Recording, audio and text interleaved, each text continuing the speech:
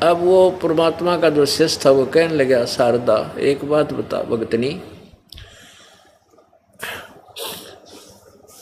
मैं कितना दुखी था, मेरे जितना दुखी संसार में कोई नहीं था, और मैंने आत्महत्या करने की सोच ली थी सपरिवार। एक ऐसे ही परमात्मा के भगत ने आकर मुझे बताया कि आप हमारे गुरुजी के पास चलो। मुझे भी ऐसे धक्का सा लगा था कि मैं ब्राह्मण नकली और एक दानव के पैर पकड़ूंगा। फिर उस भगत ने बताया कि भगवान, आप मानते हो परमात्मा किसी भी रूप में कहीं भी आ सकता है, और आपको ये पता लग जाए कि ये दानक जो है ये भगवान है, तो आप क्या करोगे? कहने लगे भगवान है तो हम अवश्य जाएंगे, लेकिन दानक भगवान नहीं, दुल्हा भगवान नहीं हो सकता। मैंने भी बहुत वाद विवाद किया था, मरा पड़ा था, सारे दुख ऊपर थे, लेकिन फिर भी इस मान बढ़ाई, इस ब्राह्मणपण ने मेरे को कति आकड़ बना रखा था। मेरे सामने कोई विकल्प नहीं रहा मृत्यु के अतिरिक्त। तब मैंने उस भगत की बात को स्वीकार किया और परमेश्वर कबीर जी के चरणों में गया। उसी दिन से मुझे राहत मिलनी प्रारंभ हुई, और मेरे रिश्तेदार ये ब्राह्मण जिनको तू अपना मानती है, ये के कहेंगे, इन्होंने मुझे 10 पैसे 10 रुपए देना बंद कर दिया था। रिश्तेदार भी मुंह मोड़ कर बैठ जाते थे, दूर से देखते उसकी शक्ल बदल जाती थी कि यो कंगाल आ गया, 10 रुपया ने सेध देगा, पैसे मांगन आया होगा। और आज मेरी वो स्थिति है कि वो रिश्तेदार मेरे से मांगने आ रहे हैं, और मैं सहर्ष उनको बगैर ब्याज के देता हूँ। मैं तो ब्याज से भी लेने जाता था तो भी नहीं देते थे। और मैं आपसे विनम्र प्रार्थना करता हूँ, क्योंकि आप हमारी नाती हो, आप जन्म बर्बाद मत करें। आज तू ब्राह्मणी है, कल न के बेरा कौन सी जूनी में जाएगी, गधी बनेगी, कुतिया बनेगी, फिर ये ब्राह्मण तेरी जाति यही दरिद्राई रह जाएगी। ऐसे करड़े करड़े वचन और सत्य वचन बताकर वो उठकर चल पड़ा कि मैं तो तेरा पानी भी ना पीऊं, तो इतनी नफरत करती है भगवान से। उठ कर आ गया। अब फिर शारदा ने सोची, भाई बात तो कुछ न कुछ है, क्योंकि और भी परमात्मा भेजता रहता है अपने संदेशवाहक, अपना संदेश भिजवाता अपनी आत्माओं के पास। एक दो ने और ऐसा ही कहा, तो शारदा ने सोची कि अब के अगर आसपास, मेरे घर के आसपास कोई सत्संग होगा तो मैं परीक्षार्थ जाऊंगी, अपने मुंह पर घूंघट काट कर जाऊंगी, कोई पहचान ना ले कि मैं बामणी हूं। क्योंकि कबीर परमात्मा के पास तो अधिकतर जुलाहे लोग या अन्य छोटे मोटे जो गरीब से व्यक्ति होते थे, दूसरी जाति वाले, वह भी आते थे। तो उसने सोचा कि मैं अपना ऐसा वेशभूषा बनाकर जाऊंगी, मुझे पहचान ना ले कोई क्या ब्राह्मणी आ गई। और यदि कबीर जी ने मेरे सिर पे हाथ रखा और मैं स्वस्थ होगी, मुझे राहत मिल गई, तो मैं चरण पकड़ लूंगी, समाज न नहीं देखूंगी। अब परमात्मा कहते हैं, सो चल छिद्र मैं करूं अपने जन के काज, अरण्यक सिपू जो मार दूं नरसिंह धर लूं साज। तो उस परमात्मा का संदेशा मिला शारदा को। क्या मिला कि शारदा आज यहाँ एक कबीर नाम का संत आ रहा है और वो सत्संग करेगा, चल लगी सत्संग में। अब उसके तो कान खड़े हो गए। उसको तो कह दिया कि ना हम ना जाया करा दानका के सत्संग में, हम तो ब्राह्मण हैं। फिर उसने क्या किया कि अपना वेशभूषा बदली, घूंघट काटा, मुंह पे पल्ला डाला। पहले पर्दा रिवाज थी, घूंघट की रिवाज थी तक सभी पे। और जहां परमात्मा एक आसन पर बैठे थे तख्त पर, और वहां उसमें लाइट बिजली नहीं थी, जोत जलाया करते देसी घी की, जैसे हम जलाते खड़ी अमर जोत, उससे रोशनी भी होती थी रात्रि के समय, और एक ये हवन का काम भी करती है। ऐसी उस ज्योति का टिमटिमाता चांदना था, रोशनी थी।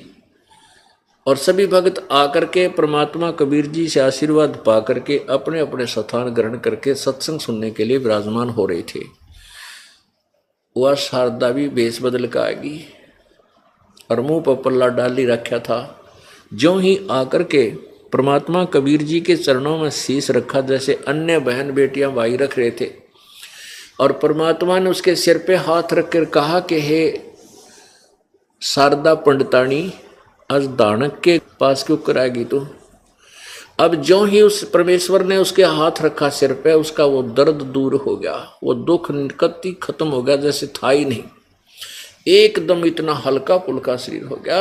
और ऊपर से परमात्मा ने चोट मार दी कि तू पंडितानी होकर और एक दानक के पास चरण छूना आएगी, तने क्या कहेगी दुनिया। परमात्मा ने पहचान ली तो और शर्मिंदा होगी कि सचमुच ये अंतर्यामी भी है, और दुख दूर हो गया। वहीं चरण पकड़ दिए और अपने अपशब्दों की बहुत ही याचना की, अक्षमा याचना की, प्रायश्चित किया कि परमात्मा मुझे नहीं मालूम था आप सचमुच भगवान आए हो। कहते हैं जिसका जिससे दुख दूर हो जाए उसके लिए वो परमात्मा तुल्य हो जाता है। और जब ये दुख किसी से निवारण हो ही नहीं रहा था, भगवान बिना सभी कहे थे इसको तो ये तुम्हारे प्रारब्ध में है, ये तो कट ही नहीं सकता, और वो काट दिया तो वो के था, भगवान था। वो भगवान है, था और रहेगा, कबीर परमेश्वर। अब फिर बैठ गई वह शांति, तो सत्संग सुना, और फिर परमात्मा ने उस प्यारी आत्मा को सभी को सत्संग सुनाया। भाई और बात तेरे काम न आवे, तू संतों शरण लाग रे। के सोवे गफलत में बंदे, जाग जाग नर जाग रे, जाग जाग नर जाग रे। और बात तेरे तो संतों शरण लाग रे। के सोवे गफलत में बंदे, जाग जाग नर जाग रे, जाग जाग नर जाग रे। इस तन सराय में जीव मुसाफिर, करता रहे दिमाग रे। तन सराय में जीव मुसाफिर, करता रहे दिमाग रे।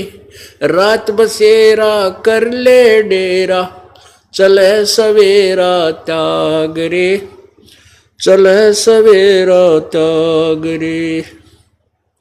और बात तेरे काम न आवे, संतों शरण लाग रे।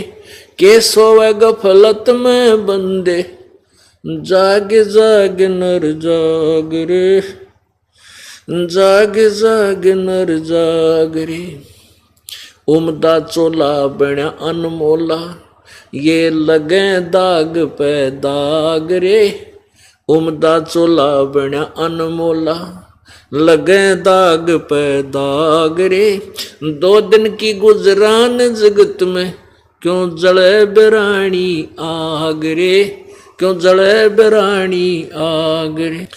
और बात तेरे काम न आवे, तू संतों शरण लाग रे। के सोवे गफलत में बंदे, जाग जाग नर जाग रे, जाग जाग नर जाग रे। कुबद का चढ़ी चढ़री चित पे, तू होया मनुष्य से नाग रे। कुबद का चढ़ी चढ़री चित पे, तू होया मनुष्य से नाग रे। सूझे नहीं सजन सुख सागर, बिना प्रेम बैराग रे, बिना प्रेम बैराग रे। और बात तेरे काम न आवे, संतों शरण लाग रे। के सोवे गफलत में बंदे, जाग जाग नर जाग रे, जाग जाग नर जाग रे। हर सुमरे सो हंस कवावे, यो कामी क्रोधी काग रे। हर सुमरे सो हंस कवावे, कामी क्रोधी काग रे। भौरा न भर में विष के बन में, चल बेगमपुर बाग रे, चल बेगमपुर बाग रे। और बात तेरे काम न आवे तो संतों शरण लाग रे, के सोवे गफलत में बंदे, जाग जाग नर जाग रे, जाग जाग नर जाग रे। शब्द सैन सतगुरु की पेछानी, पाया अटल सुहाग रे, शब्द सैन सतगुरु की पेछानी, पाया अटल सुहाग रे। नितानंद महबूब गुमानी, प्रगटे पूर्ण बाग रे, प्रगटे पूर्ण बाग रे। और बात तेरे काम न आवे तू संतों शरण लाग रे, के सोवे गफलत में बंदे, जाग जाग नर जाग रे, जाग जाग नर जाग रे। परमेश्वर कबीर जी सत्संग के द्वारा अपनी प्यारी आत्माओं को सुना रहे हैं कि ये मनुष्य जीवन बार बार नहीं मिलता। ये एक आपने जो शरीर मिला है आपको, ये कुछ समय के लिए आपने किराए पर प्राप्त किया है। परमात्मा ने ही आपका ये 5 तत्वों का महल बनाकर, ये सरा बनाकर आपको दे रखी है, धर्मशाला चलती फिरती। और ये आपको कुछ समय के लिए प्राप्त है, जितना आपने किराया दे रखा है इसका, जितने आपके संस्कार हैं। और इस तन सराय में जीव मुसाफिर, ये जीव एक यात्री है और एक रात्रि के लिए इस धर्मशाला में रुका है।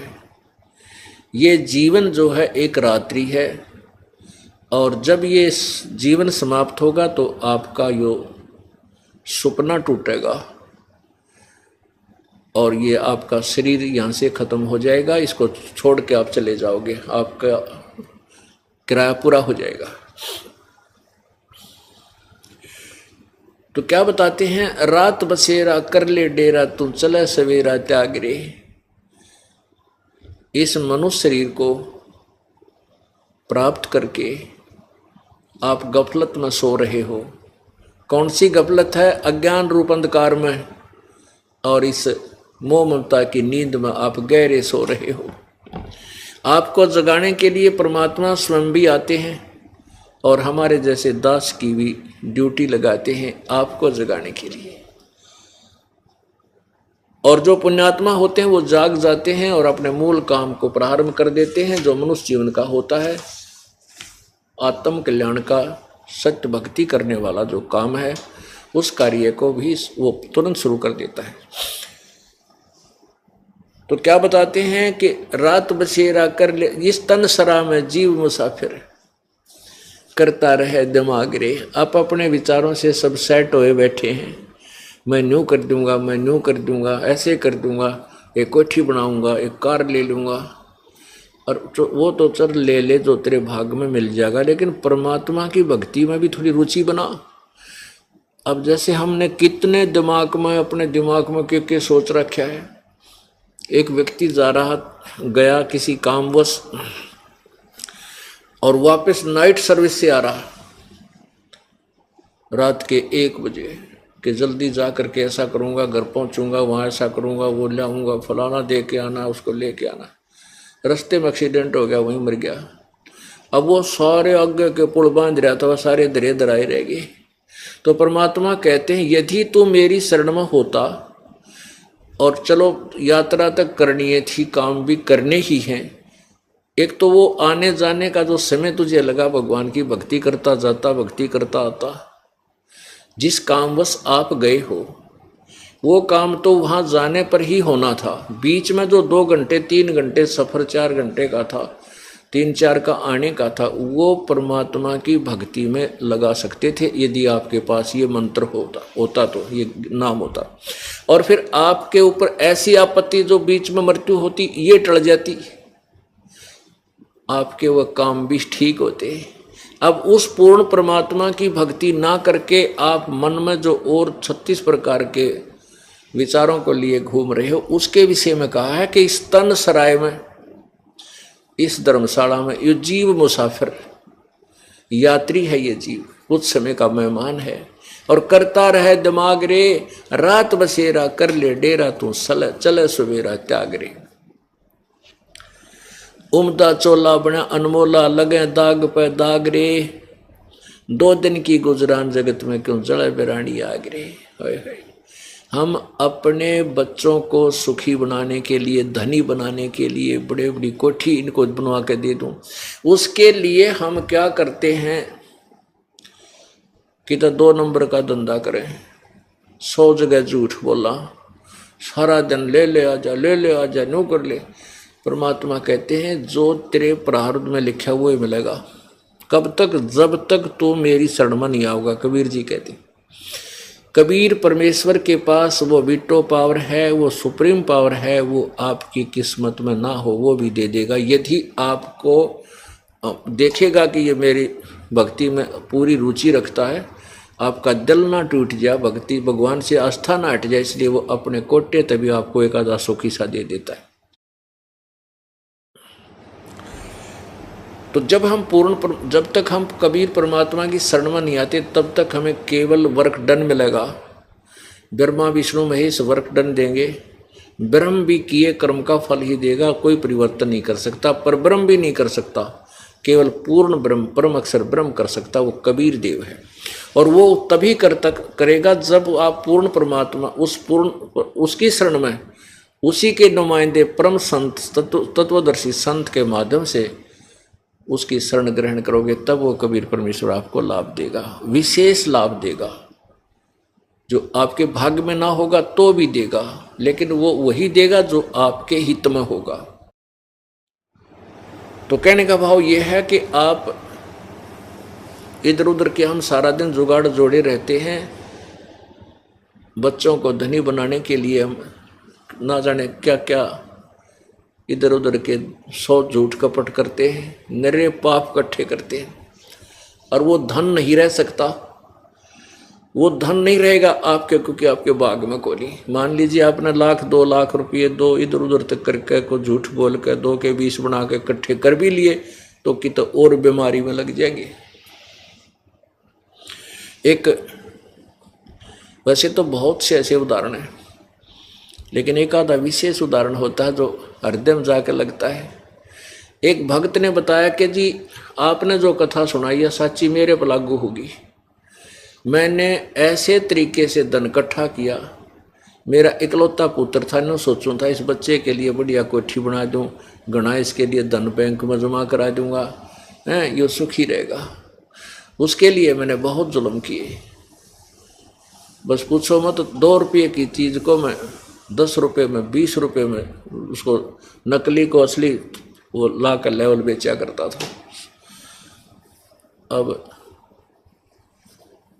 बहुत बताई उसने बाद में, तो उसने क्या बताया कि मेरा इकलौता पुत्र था, उसको रोग हो गया। पहले तो आसपास के जैसे हॉस्पिटलों में प्राइवेटों में दिखाया, फिर कोई कहने लगा इसका ऊपरे का है, कोई कहे इसका माता का है, कोई कहे इसका फलाने का, वहाँ भी धक्के खाए। फिर पता चला जांच कराई तो उसके दोनों किडनी फेल हो गए, दोनों गुर्दे खराब हो गए। ऑल इंडिया इंस्टीट्यूट दिल्ली में उसका ऑपरेशन करा। करने का भाव उसका ये था कि उस समय मेरे लगभग 3.5 लाख रुपए उसके पूरे ट्रीटमेंट पर, पहले भी जो धक्के खाता इंडिया प्राइवेटों पर भी, तो सारे लगा गए। इतने में वो कुर्दा किसी का लिया रिश्तेदार से ले दे के, और वो ठीक कराया। लड़का स्वस्थ हो गया। लेकिन मैंने जो 2 लाख रुपए 2.5 लाख कमाए होंगे, 3-3.5 लाख रुपए लग गए, कर्जा हो गया। फिर ने सोची कोई बात ना, बेटे की जान बच गई, फिर कर दूंगा हेरा फेरी तय। 6 लड़के की गुर्दा तो ठीक हो गए, स्वस्थ हो गया। 6 महीने के बाद वो लड़का बस एक्सीडेंट में, दुर्घटना में मृत्यु को प्राप्त, टक्कर मार कर रोया।